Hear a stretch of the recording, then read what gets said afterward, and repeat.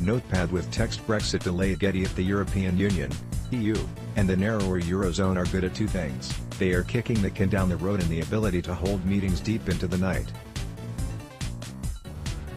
I have often wondered why they just do not start their meetings earlier. So last night in Brussels we had these two skill sets on display. Following hours of reportedly bad-tempered debate about delaying Brexit, the leaders of the EU 27 emerged with rumpled clothes and blurry eyes with an agreement to kick the Brexit crunch time can another couple of weeks down the road. The tension was apparently high as the German Chancellor, Angela Merkel, told a strident President Macron of France to stop pushing for a no-deal Brexit. She was also scathing toward Donald Tusk, President of the European Council, as she reported said, "Even if you don't need the UK, the EU need them." Clearly angered by the lack of preparedness by EU bosses, Mrs. Merkel told Mr. Tusk not to interrupt her. According to politics news site politico.co.uk, be of no doubt, this squabble shows with clarity the US threatening to tear apart the unity of the bloc over the UK's exit from the EU.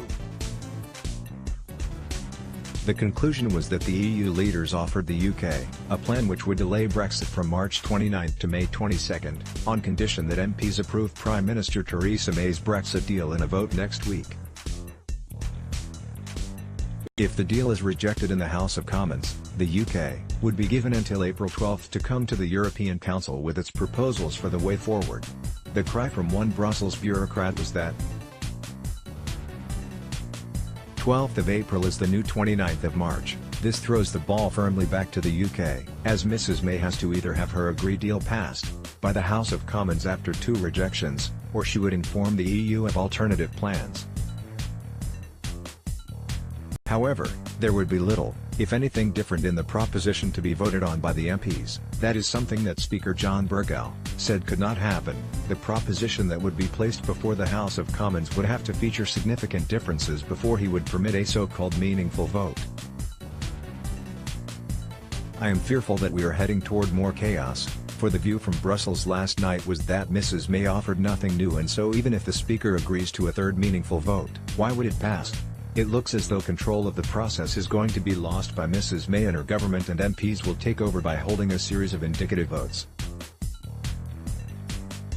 As it stands, the EU would appear, despite the internal rancor between member states, to have delivered an astute agenda.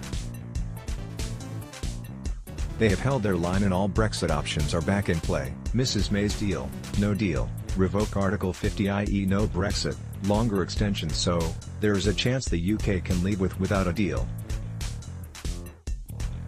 If that is to be avoided and a longer extension is implemented, the UK may have to contest the European elections in May. There is a possibility of a UK general election or even a second referendum, or opting for a softer Brexit if the MPs take control. What will the UK public make of this? I think there will be even more frustration and anger. It is now 33 months since the referendum and still the UK is wedded to the EU. I feel sorry for Mrs. May. She has